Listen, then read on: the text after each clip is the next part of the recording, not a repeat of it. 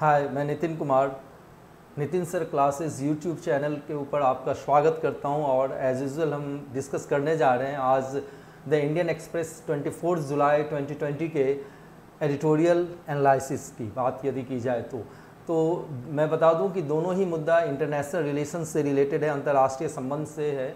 और ये यूपीएससी के जीएस पेपर सेकंड के अंदर अंतर्राष्ट्रीय संबंध का हिस्सा है। ठीक है, तो देखते हैं कि है क्या।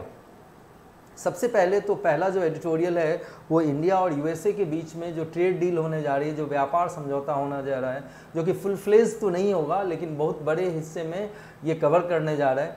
तो देखिए, सीज द डील यानी कि जो समझौता है वो कर लेना चाहिए। India must move forward on a trade agreement with the US while negotiating degree of access addressing structural issues. तो भारत को ज़रूर से यूएसए के साथ समझौता करना चाहिए और साथ में किस हद तक भारत की पहुंच व्यापार में यूएसए के साथ होगी और यूएसए की कितनी पहुंच भारत के साथ होगी, इसको भी देखना चाहिए। और साथ में जो संरचनात्मक जो मुद्दे हैं उसको भी देखना है। अब देखिए कि आगे कहा जा रहा है नेक्स्ट पॉइंट में, Indian Union Commerce Minister Piyush Goyal announced that India and the US were close to finalizing a quick trade deal। तो भारत के जो वाणिज्य मंत्री हैं पीयूष गोयल जी ने ये कहा है, ये अनाउंस किया है कि भारत और यूएसए की यदि बात की जाए, ये दोनों ही देश आपस में एक व्यापार समझौते के बहुत करीब पहुंच चुके हैं। This limited deal unlikely a more comprehensive free trade agreement is likely to cover around 50 to 100 goods and services. और ये कहा जा रहा है कि ये जो होगा एक सीमित समझौता होगा, इसमें सारे के सारे कॉम्प्रिहेंसिव फ्री ट्रेड जैसी बात नहीं होगी। कॉम्प्रिहेंसिव में क्या होता है कि बहुत सारे गुड्स एंड सर्विसेज को कवर किया जाता है और साथ में ये भी बात होती है कि जो टैरिफ है उसको देशों के बीच में लो रखा जाए, ना के बराबर रखा जाए या नहीं रखा जाए।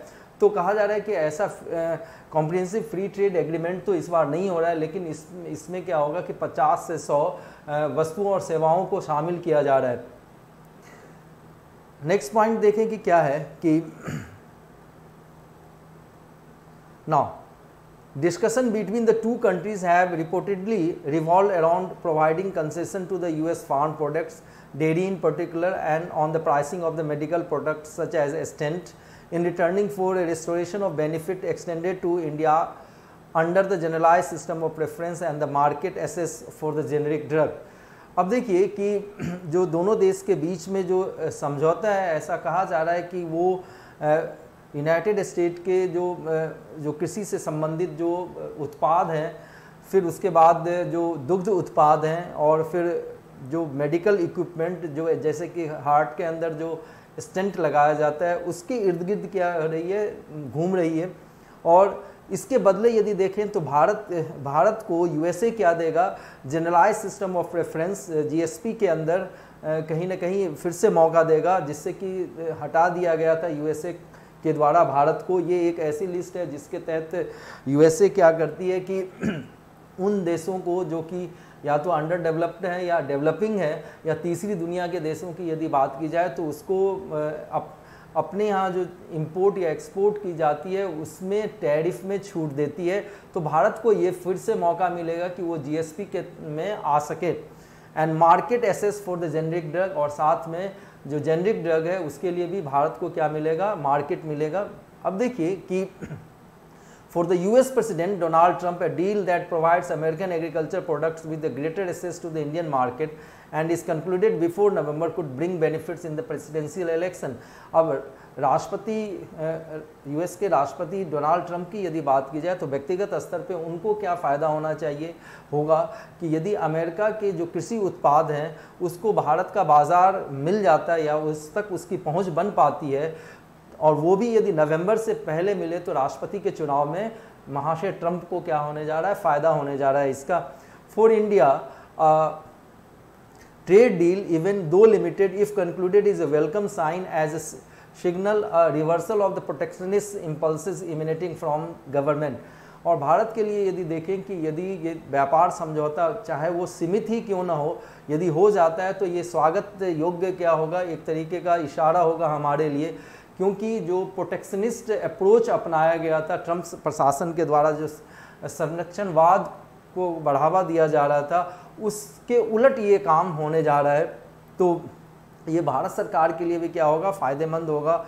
However, it must be mindful of not offering too much exception in order to secure the pact. Market access should be granted strategically and securing one's own benefit.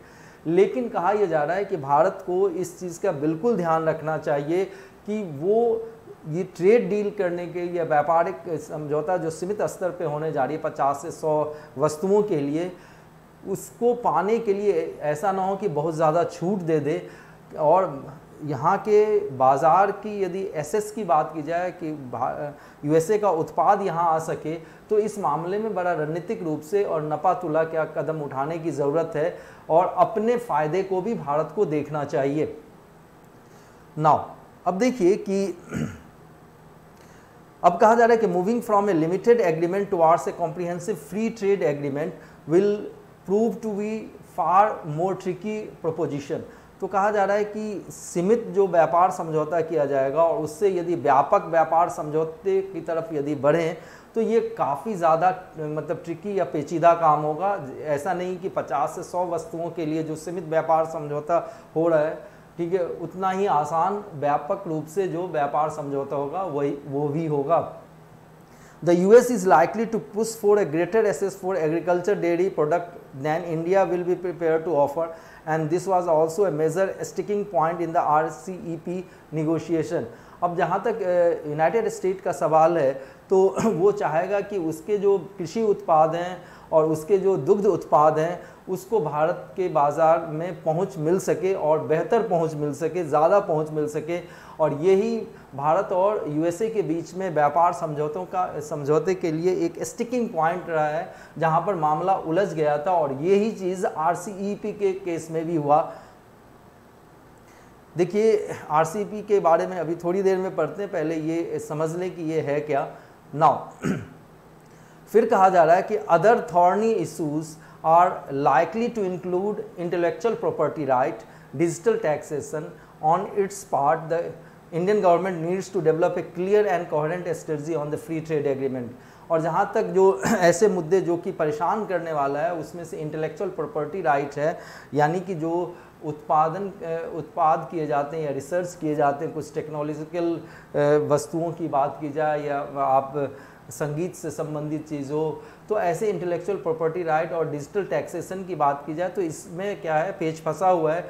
और भारत को करना क्या चाहिए कि एक ऐसा मुक्त व्यापार समझौते के लिए रणनीति तैयार करनी चाहिए जो कि क्या हो, बिल्कुल सुस्पष्ट हो और कोहेरेंट स्ट्रेटजी हो। मतलब ये नहीं कि अभी कुछ और बाद में कुछ, ऐसा नहीं होना चाहिए। एक लॉन्ग टर्म प्लानिंग की कोशिश करनी चाहिए भारत के द्वारा। In the past it has vacillated in its approach. और यदि पीछे की यदि बात की जाए तो जहाँ तक इसके अप्रोच का सवाल है तो वो वैसिलेट करता रहा है, ठीक है। While arguing for the greater trade and integration with the global economy, it has walked out of the RCEP and called for reviewing the previously signed FTAs based on the notion that the country has not benefited from them.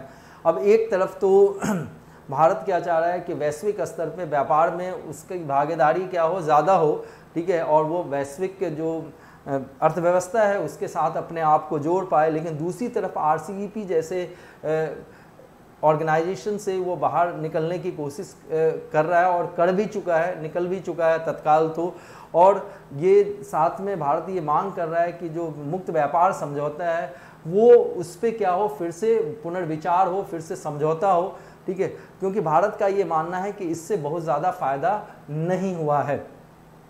And though a study by the Niti Aayog has shown how Indian exporters had not gained from the trade agreements according to the expectation, तो कहा जा रहा है कि नीति आयोग के एक अध्ययन से ये पता चला है कि कैसे जो भारतीय जो निर्यात करता हैं उनको इस व्यापार समझौतों से जैसे कि अपेक्षा थी बहुत ज़्यादा फ़ायदा नहीं हो पाया है, ठीक है। और दूसरी बात यदि देखें तो भारत का जो व्यापार घाटा है वो मुख्यतया चूँकि भारत क्या करता है कि जो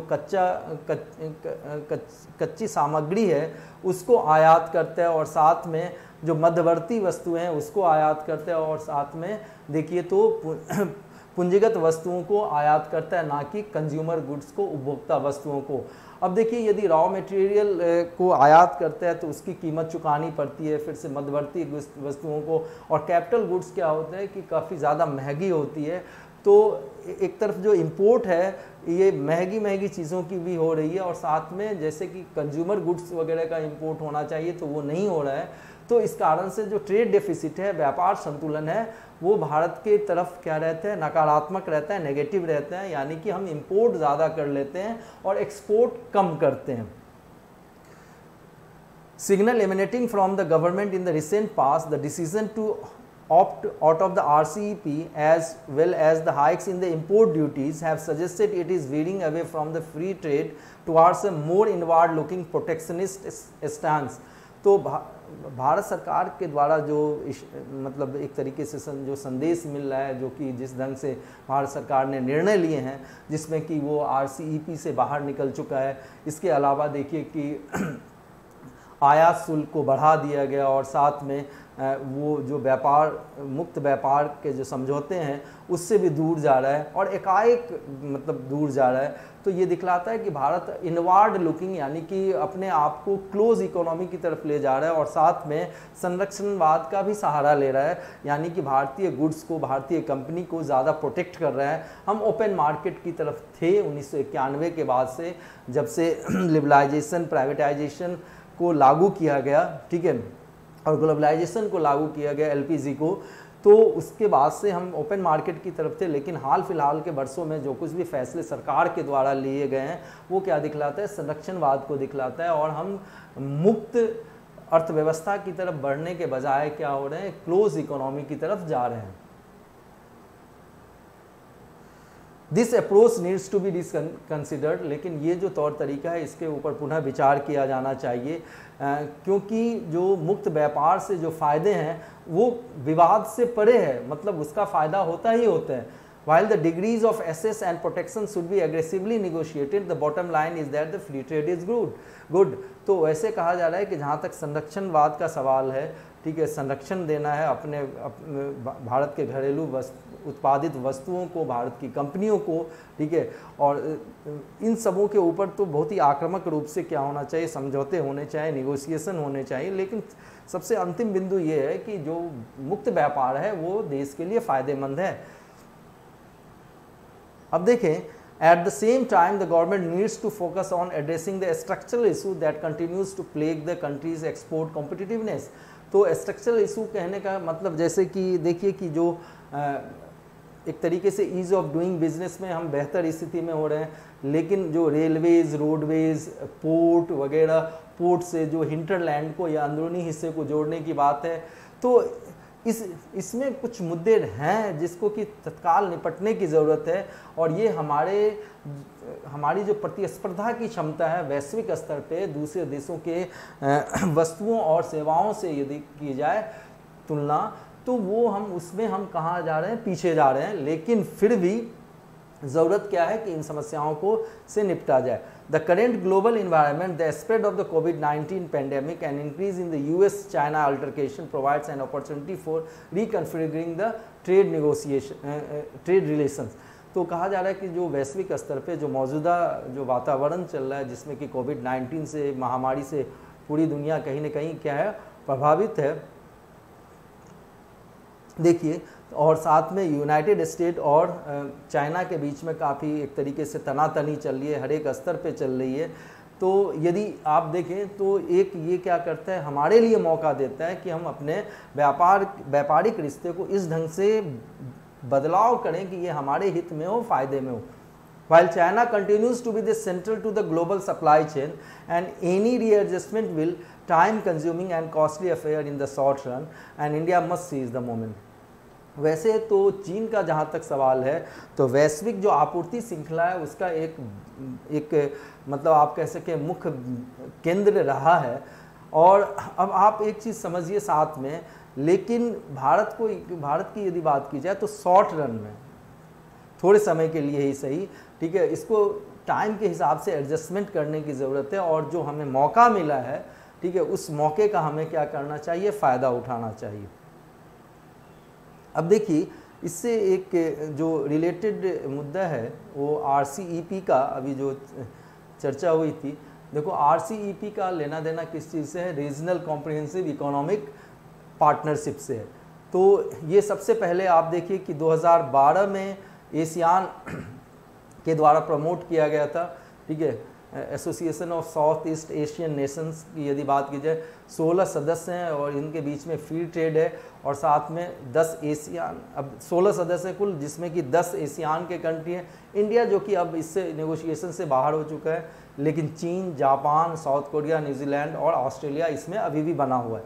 और सबसे महत्वपूर्ण इस RCEP का ये है कि पूरे के पूरे वैश्विक व्यापार का 30% इसके हिस्से आते हैं, ठीक है। और वैश्विक यदि हम सकल घरेलू उत्पाद की बात करें तो 25% इसके हिस्से आते हैं, और पूरे विश्व के जनसंख्या का 45% ये क्या करता है, कवर करता है। अब देखिए फ्री ट्रेड एग्रीमेंट के बारे में ये है कि ये क्या करता है, ट्रेड का जो बैरियर है, मतलब जो व्यापार में बाधे आते हैं, चाहे वो टैरिफ से संबंधित हो या नॉन टैरिफ से संबंधित हो। टैरिफ का मतलब इंपोर्ट और एक्सपोर्ट ड्यूटी को बढ़ा घटा के जो बाधाएं खड़ी करी जाती है, और नॉन टैरिफ कहने का ये मतलब जो कि इस इंपोर्ट एक्सपोर्ट ड्यूटी से परे, जब कभी इन्वायरमेंट का सहारा लेके, या फिर कि चाइल्ड लेबर से ये प्रोटेक्टेड है या नहीं है, ठीक है, ऐसी चीज़ों का जब बखेरा खड़ा किया जाता है तो उसको हम क्या कहते हैं कि नॉन टैरिफ बैरियर कहते हैं। तो फ्री ट्रेड एग्रीमेंट क्या करता है, टैरिफ बैरियर हो या नॉन टैरिफ बैरियर हो, ठीक है, उसको कम करता है, जिससे कि व्यापार क्या हो सके, सुचारू रूप से दो देशों के बीच में या बहुपक्षीय रूप में चल सके। अब देखिए कि भारत के लिए चैलेंज क्या है इस RCEP में यदि जाता है तो जो बहुत सारे जो घरेलू उद्योग हैं उनकी समस्याओं को समाधान करना पड़ेगा, और साथ में यदि यही देश जो कि RCEP में है वो क्या करते हैं, एक अलग सा गुट बना लेते हैं, तब भी भारत के लिए क्या हो सकती है, मुश्किलात आ सकती है। अब देखिए इसके बाद क्या होगा कि ऑलरेडी चीन का यदि देखें तो चीन भारत को 5 गुना इंपोर्ट करता है जितना कि भारत चीन को एक्सपोर्ट करता है। ध्यान देना, तो ट्रेड डेफिसिट इस हद तक है। तो उसके बाद इस RCEP में यदि भारत आ जाता है तो उन चाइनीज़ प्रोडक्ट को, गुड्स एंड सर्विसेज को और मौका मिल जाएगा, और भारत के जो मैन्युफैक्चरिंग सेक्टर हैं इसके लिए काफ़ी क्या होगा, एक आप कह सकते हैं कि एक बहुत ही कठोर प्रतिस्पर्धा झेलनी पड़ सकती है, खास करके स्टील, ऑटो और टेक्सटाइल के क्षेत्र में। ट्रेड डेफिसिट जो है RCEP के 11 देशों के साथ भारत का है, ट्रेड डेफिसिट है, यानी व्यापार जो है घाटा है, ठीक है। और ये हो सकता है कि और भी ज़्यादा बढ़ जाए, क्योंकि ये एक फ्री ट्रेड एग्रीमेंट होगा। और इसके बाद ये भी हो सकता है कि RCEP के बहुत सारे कंट्री जो हैं अपने बाज़ार को भारत के लिए खोलना नहीं चाह रहे हैं। अब तो आगे का रास्ता क्या है, तो भारत को क्या करना चाहिए कि अलग अलग तरह के टैरिफ की बात करनी चाहिए अलग अलग देशों के साथ, खास करके चीन के साथ एक अलग रवैया अपनाना चाहिए, और बाकी के देशों जो RCEP के अंदर हैं उनके साथ अलग रवैया अपनाना चाहिए। और साथ में कंपनी ऑफ ओरिजिन ज़रूर हो, ऐसा ना हो कि चीन का जो माल है, वस्तु है, वो हांगकांग, ताइवान या किसी और दूसरे कंट्री से रूट कर दिया जाए, तो इसमें क्या हो सकता है कि भारत को घाटा होगा।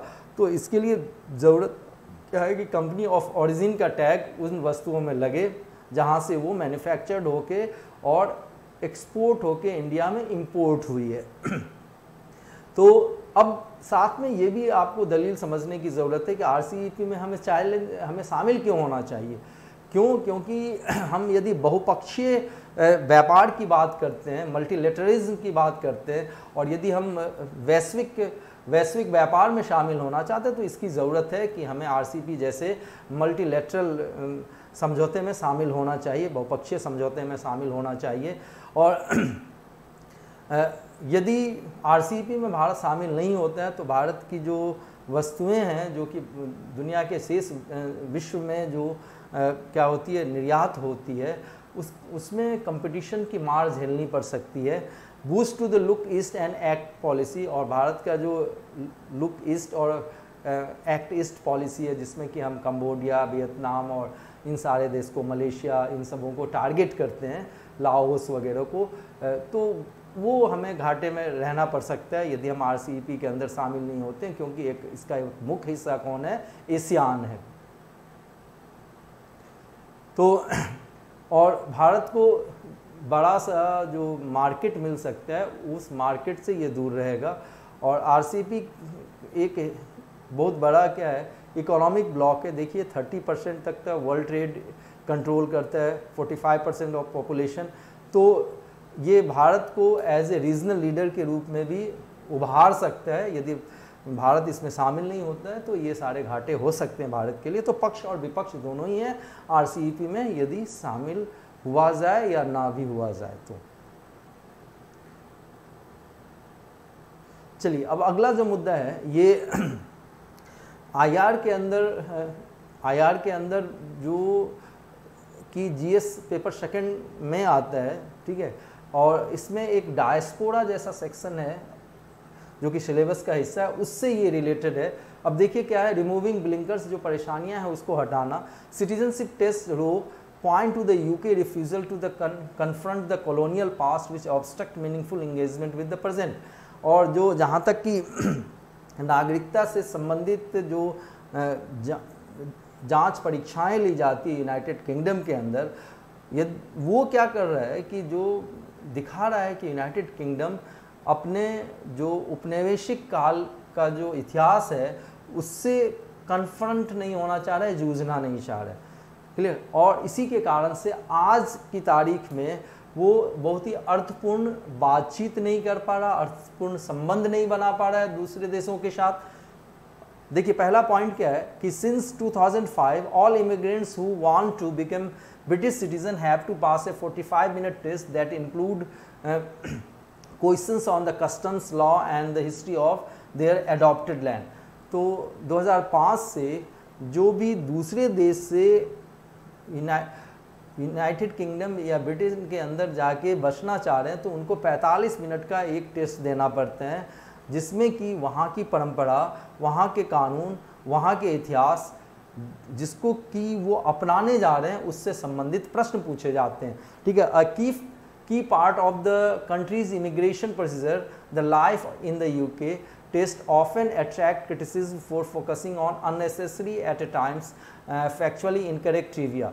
तो कहा जा रहा है कि इस इमिग्रेशन की प्रक्रिया का जो कि ब्रिटिश के द्वारा अपनाई गई है, तो उसमें जो सबसे महत्वपूर्ण हिस्सा है लाइफ इन द UK, एक टेस्ट है जो कि देना पड़ता है।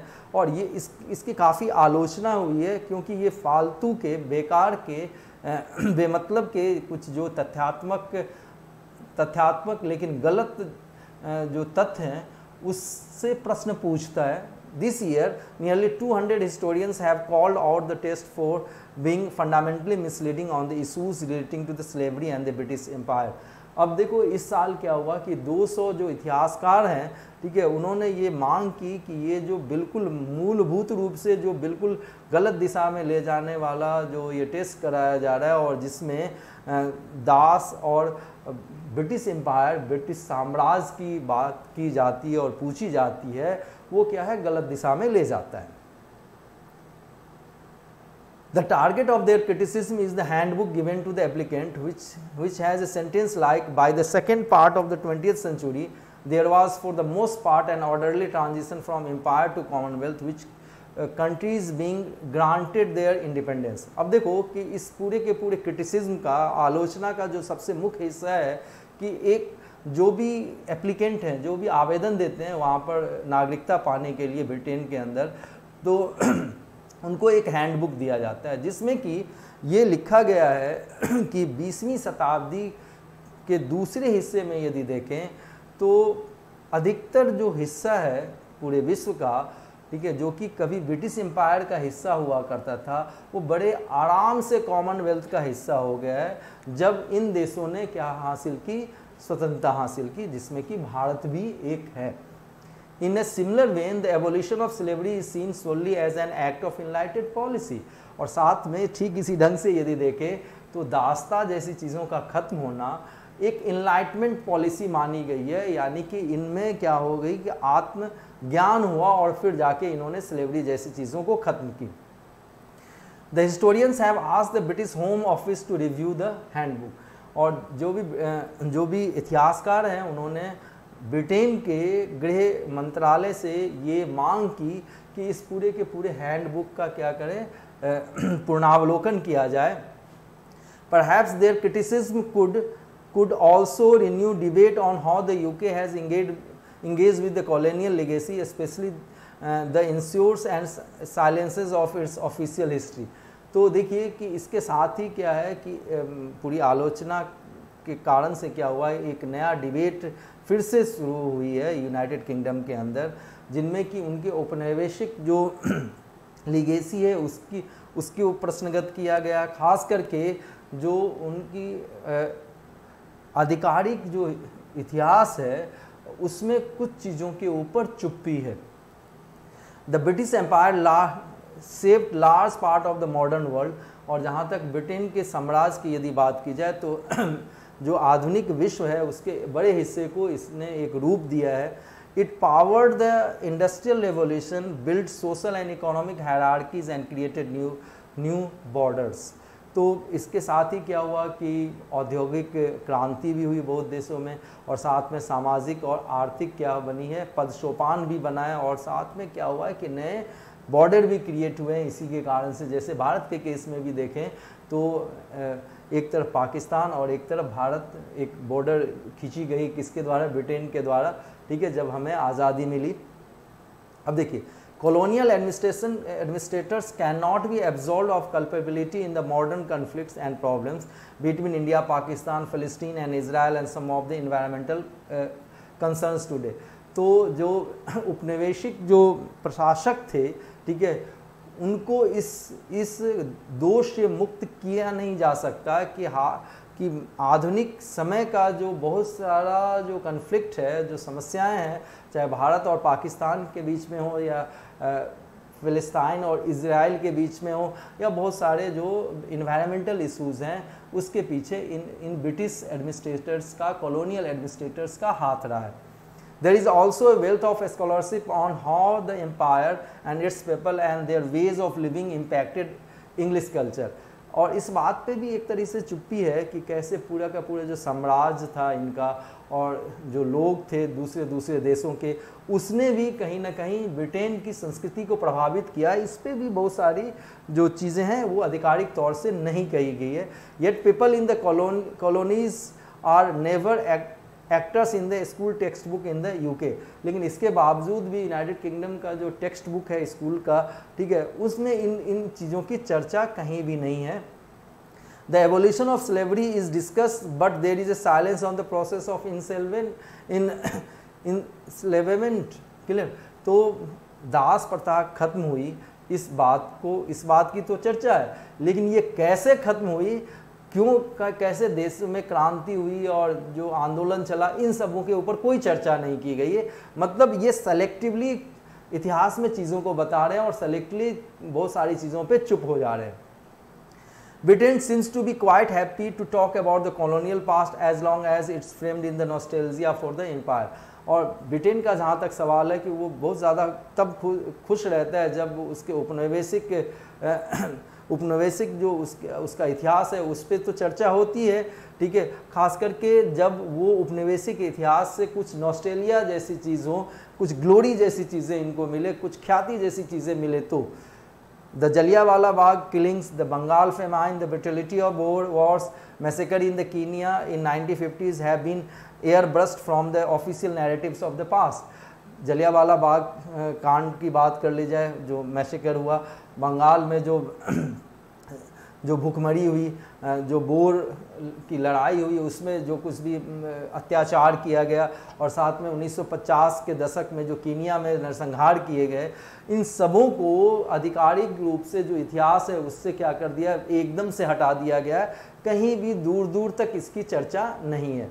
A few mainstream British politicians have demanded the inclusion of the colonial history in the school curriculum।